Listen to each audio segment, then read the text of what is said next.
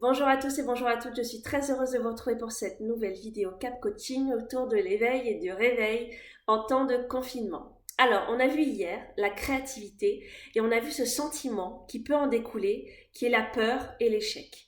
L'échec de ne pas réussir, ou l'échec dans le sens où mon travail n'est pas assez bien, pas à la hauteur de mes attentes, pour être présenté à quelqu'un d'autre. L'échec, c'est bien évidemment pas forcément lié à la créativité. L'échec, c'est lié à la vie de tous les jours au quotidien. Il y a l'échec d'une rupture amoureuse, il y a l'échec professionnel d'un licenciement, il y a l'échec des relations amicales. Voilà, il y a une multitude d'échecs. Et le but de cette vidéo, ça va être de s'interroger sur l'échec, même si c'est pas toujours évident, de lever la tête et de prendre du recul, de la distance par rapport aux épreuves qui nous arrivent. Il y a du positif dans l'échec. Souvenez-vous, la nuance, le dégradé, rien n'est tout noir, rien n'est tout blanc. L'échec, ça ne doit pas nous mettre dans une situation de remise en question négative et de dépression. Il faut plutôt voir l'échec comme un essai raté. Souvenez-vous, on a tous été enfants, on s'est tous cassé la gueule avant de savoir comment marcher. Voilà, on a essayé, on est tombé, on s'est relevé. On a réessayé, on a rechuté, on s'est relevé. Jusqu'à ce qu'on réessaye et que finalement on finisse par y arriver. Et on a bien réussi un jour à même courir, voire plus. Tout ça pour montrer que voilà, rien n'est acquis du premier coup, on ne réussit pas tout dès la première fois, non. On est des êtres humains, c'est normal d'échouer. L'échec est quelque chose de normal, il ne faudrait pas que ce soit aussi tabou, en fait, finalement. Et parfois on réussit du premier coup, ça arrive, pour les plus chanceux d'entre nous, et parfois il faut persévérer. Alors je vais reprendre l'exemple des 95% et des 5%.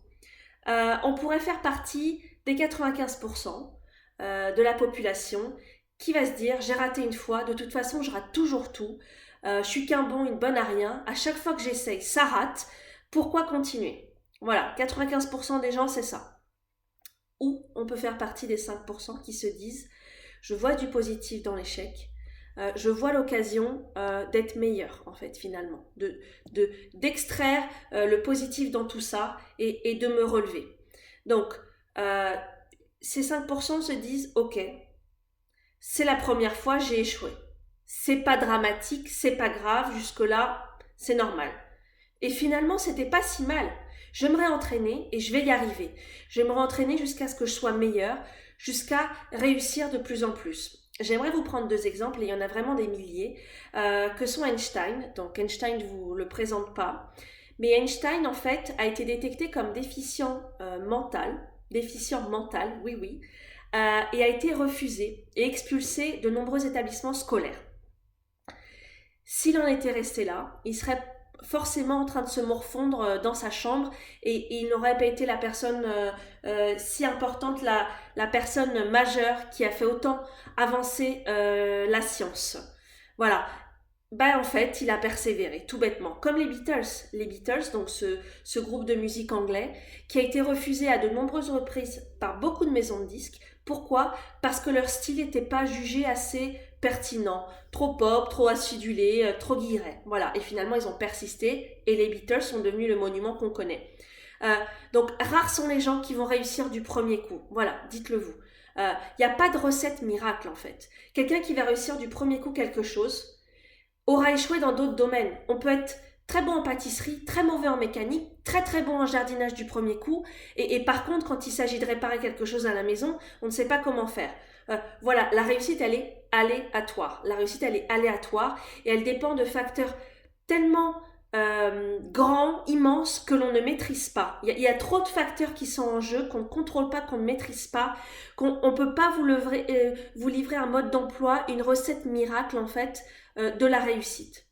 Par contre, ce qu'on sait, c'est l'inutilité de se comparer dans la réussite comme dans l'échec. Voilà, ça ne sert à rien de se comparer à l'autre qui va avoir plus de facilité, moins de difficultés, plus de difficultés, des facilités. Ça ne sert à rien de se comparer aux autres. On ne part pas tous du même stade, on n'a pas tous le même vécu, les mêmes connaissances. Donc, que ce soit dans la réussite ou dans l'échec, c'est inutile de se comparer. C'est vraiment inutile de se comparer. Et ce qui est important de faire, comme tous les plus grands leaders, qui ont réussi dans ce monde, comme par exemple Oprah Winfrey, qu'on avait dit inapte à la télévision, et qui est devenue la plus grande leaduse de la télévision américaine, voire télévision du monde. C'est devenu la reine, la créatrice presque de l'entertainment, du talk show. Voilà, faire comme les plus grands de ce monde, qui ont vu l'échec comme une étape nécessaire, et comme la première marche de l'échelle vers la réussite. Mais la réussite, attention, la réussite, elle n'est pas quantifiée par l'argent. La réussite, ça peut être en termes de fierté, d'avoir défendu certaines valeurs, d'avoir acquis certaines qualifications, certaines compétences. La réussite, c'est pas la réussite financière nécessairement. Et voilà, on a le droit de se lamenter. On a le droit de se lamenter, mais on n'a pas le droit de ne faire que de se lamenter. Il faut prendre ce recul-là, cette distance par rapport à l'échec, et prendre un papier, un crayon, et voir qu'est-ce qu'on a raté, où est-ce que ça a merdé, les causes, pourquoi. Oh ben en cuisine, voilà, ça a raté, mais j'avais mis trop de sel. Oh mais j'avais oublié, c'était de l'eau tiède et pas de l'eau froide. Oh mais je l'ai mis trop à cuire. La prochaine fois, je recommencerai, et ce sera meilleur. Mais dans tous les cas, l'échec, c'est une source d'expérience, c'est un tremplin vers la réussite. Et je pourrais pas mieux vous le dire que Nelson Mandela, qui, je cite, a dit « Je ne perds jamais. Soit je gagne, soit j'apprends. Je ne perds jamais, soit je gagne, soit j'apprends. » À mettre sur le frigo, à coller sur tous les murs de votre maison. Qui est une citation vraiment clairvoyante, qui est vraiment riche de sens. Et je vais finir sur une autre citation. Donc sans mauvais jeu de mots, je vais conclure sur une autre citation. Donc certains ont réussi à rebondir, tel le ballon de basket de Michael Jordan, qui nous dit ceci: j'ai raté plus de 9000 tirs dans ma carrière, j'ai perdu près de 3000 matchs, 26 fois on m'a fait confiance pour prendre le tir de la victoire et j'ai raté. J'ai échoué, encore et encore et encore dans ma vie, et c'est pourquoi je réussis. Voilà, Michael Jordan. Donc, pour conclure, l'échec, ça peut être la source d'innovation et d'opportunité.